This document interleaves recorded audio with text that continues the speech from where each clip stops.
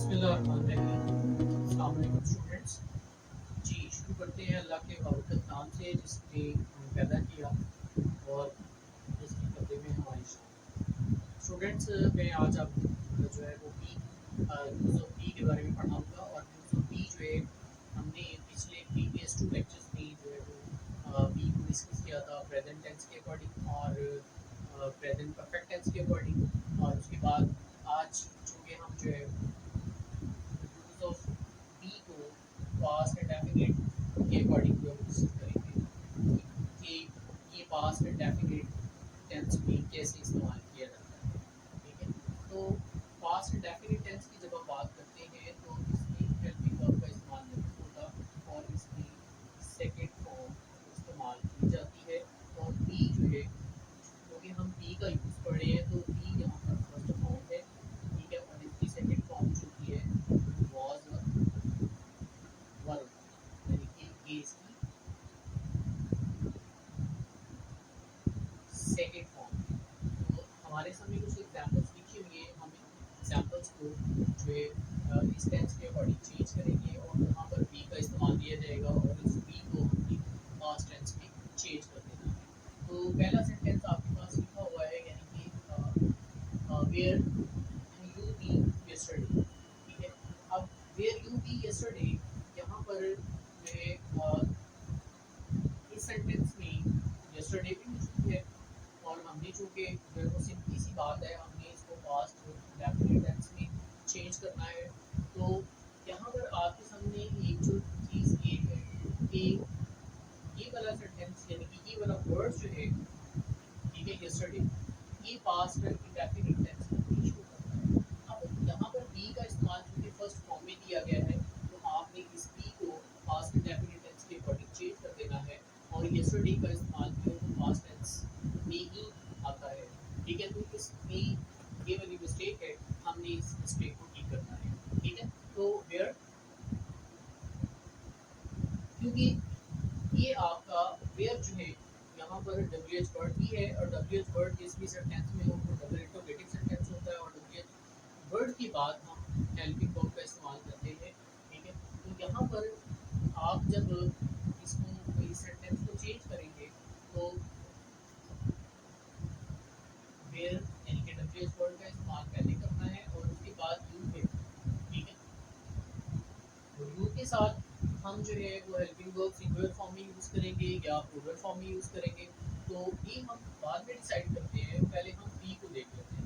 B चूँकि यहाँ पर फर्स्ट फॉर्म है, ठीक है, और यहाँ पर हमने वॉज या वर लगाना है क्योंकि अब बी से पहले जो है वो यू है, तो यू जो है कि आपका सेकंड पर्सन प्रोनाउन है और सेकंड पर्सन प्रोनाउन से पहले हेल्पिंग वर्ब जो है वो प्लूरल फॉर्म में इस्तेमाल किया जाता है, यानी कि यहाँ पर आप वर यूज़ करेंगे।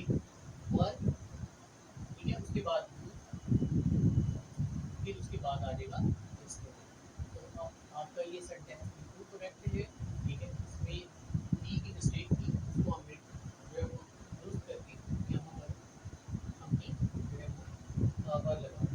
ठीक है, वेयर वर यस्टरडे। ठीक है, तो इस तरह ये आपका सेंटेंस जो है वो पास्ट एंड डेफिनेट के अकॉर्डिंग चेंज हो गया है। अब दूसरी एग्जांपल देखिए, I said that he be said. अब यहाँ पर देखें, ये सेड जो है ये कौन सी फॉर्म है, ये सेकंड फॉर्म है। ठीक है, इसका मतलब ये है कि इस सेंटेंस के दो पार्ट हैं। ठीक है, एक ही बी सेड और आई सेड, इस सेंटेंस के दो पार्ट। अब यहाँ पर एक पार्ट जो है वो पास्ट इंडेफिनिट टेंस में है और दूसरा जो है वो प्रेजेंट टेंस में है। ठीक है, यानी कि बी फर्स्ट फॉर्म लगी हुई है। तो अब ऐसा तो नहीं हो सकता कि अगर सेंटेंस का एक हिस्सा या पहला हिस्सा पास्ट में हो तो दूसरा हिस्सा प्रेजेंट में हो। ठीक है, तो हमने इस सेकंड पार्ट को भी जो है वो सेकंड यानी कि पास्ट में ही चेंज करना है, तो बी की जगह पर हम सेकंड फॉर्म यूज करते हैं। ठीक है, अब यहाँ पर हमने ये डिसाइड करना है कि इसकी जगह पर वॉज आना है या वर आना है। ठीक है, जैसे हमने यहाँ पर डिस्कस किया पहली एग्जाम्पल के अंदर। ठीक, तो अब बी से पहले ही है और ही जो है कि आपका सिंगुलर सब्जेक्ट है। और सिंगुलर सब्जेक्ट के बाद जो आप हेल्पिंग वर्ब यूज करते हैं वो भी सिंगुलर फॉर्म में होता है, ठीक है, यानी कि बी के साथ आपने वॉज लगाना है। तो इस तरह आप जो है इस सेंटेंस को चेंज करें। आई सेड दैट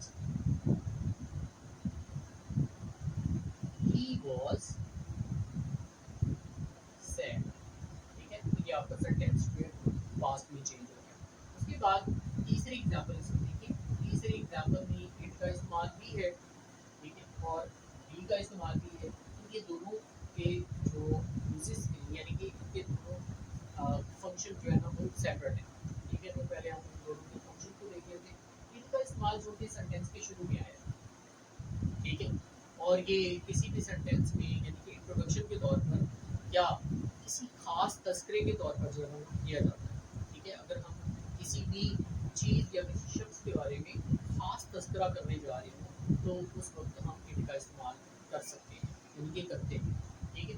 तो इट बी ही, यानी कि इट जो है ये किस चीज़ की तरफ इशारा कर रहा है, यानी कि इस ई की तरफ इशारा कर रहा है, ठीक है। अब ही जो है ये आपका क्या है, यानी कि किसी वर्ब की तरफ इशारा कर रहा है, ठीक है। अब आप इस इट को जो है चेंज करेंगे, यानी कि इट जो है ये तो वैसे सेम ही रहेगा इट से, और बी को हमने चेंज किया, ठीक है। बी आपकी फर्स्ट फॉर्म है, तो हमने इस बी को पास्ट डेफिनेट के अकॉर्डिंग चेंज करना है। तो बी फर्स्ट फॉर्म है तो इसकी सेकंड फॉर्म जो है वो वाज या फिर वर होगी, और इट के साथ आप वाज ही लगाते हैं, तो दैट्स वाई यहाँ पर वर नहीं लगना, ठीक है। और इसमें कोई मिस्टेक नहीं है, इस वजह से हम इस सेंटेंस को चेंज कर देंगे। इट वाज ही, यानी कि इस सेंटेंस में खास मसला भी है और जो है ये स्ट्रेस दे रहा है, ठीक है। और क्योंकि इस सेंटेंस में स्ट्रेस मौजूद है, अब स्ट्रेस कैसे मौजूद है, क्योंकि इट जो है ये इस ही की तरफ इशारा कर रहे हैं कि यहाँ पर जो भी काम हुआ है इस सेंटेंस के अंदर, जो एक्शन परफॉर्म हुआ है वो इसने किया है, वो इस ही ने किया है, ठीक है। तो इट जो है ये इस ही की तरफ जो है यानी कि स्ट्रेस दे रहा है कि ये जो एक्शन परफॉर्म हुआ है वो इस सब्जेक्ट ने किया, यानी कि ही ने किया, ठीक है। तो it was he who reached late, ठीक है। अब एक्शन क्या है, लेट पहुंचना, ठीक है। तो इच जो है ये इशारा कर रहा है, यानी कि बता रहा है कि ये जो एक्शन जो लेट होने का परफॉर्म हुआ है ये इसने किया, ठीक है, इस सब्जेक्ट ने किया, ही ने किया।